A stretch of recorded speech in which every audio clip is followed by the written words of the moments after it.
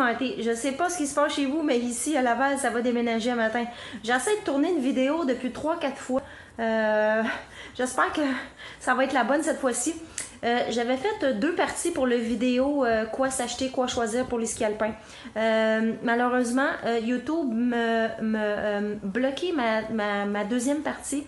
Donc, je vais faire un résumé de ce que je disais dans la deuxième partie parce que j'ai déjà effacé le montage dont j'avais fait. Il y a des gens qui m'ont écrit pour me dire que la vidéo ne fonctionnait pas, qu'elle était impossible à la lecture. Donc, en résumé, ce que je disais, c'est de faire un investissement pour les cours de ski alpin. Justement, pour votre propre sécurité et la sécurité des autres. Ce que je disais, c'est qu'il y a des enfants de 10, 8, 9, 10, 11 ans sur les pistes de ski. Puis on sait considérablement que l'impact avec un adulte puis un enfant en cas d'accident, ça peut être très dangereux pour l'enfant. Donc, essayez d'aller suivre des cours. Aventurez-vous pas là, comme ça sur les pentes là, sans cours de ski, là, avec juste une location, puis ah ouais, on y va par là.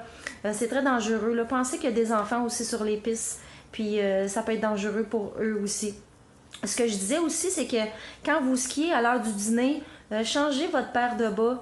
Ça l'enlève, vous savez, le transfert, la transition de la chaleur au froid, ça garde l'humidité. Fait que pour avoir les pieds un peu plus secs, puis que vous n'ayez pas froid aux pieds, changez vos bas à l'heure du dîner quand vous arrêtez pour le lunch.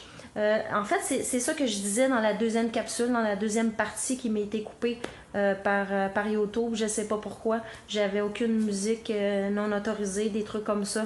C'était simplement, je faisais un dialogue. Alors, je sais pas pourquoi ça a été coupé, mais je me reprends.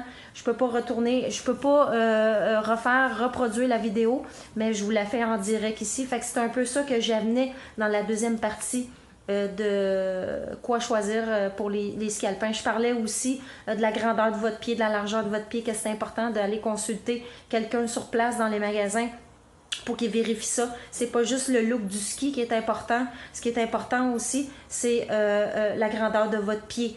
Prenez pas des bottes trop grandes, prenez des bottes qui sont à votre mesure. Est-ce que vous êtes débutant, intermédiaire? Est-ce que vous êtes débutant en s'en allant vers un niveau supérieur? C'est important pour la rigidité du ski. Un ski un peu plus de souplesse va vous amener à corriger vos virages, vos freinages. Alors c'est bien important, c'est un paquet de facteurs de choisir des skis. C'est pas juste d'arriver en magasin puis de voir qu'ils sont en spécial ou que le look est beau, que vous les aimez. C'est important d'être bien équipé pour aimer à faire du ski. Alors, c'était ça que je disais dans la partie 2. Ça se peut que j'en ai oublié un petit peu. Fait que je vous dis une prochaine. J'espère que vous gardez la forme. Puis je vous souhaite une excellente journée. Ciao!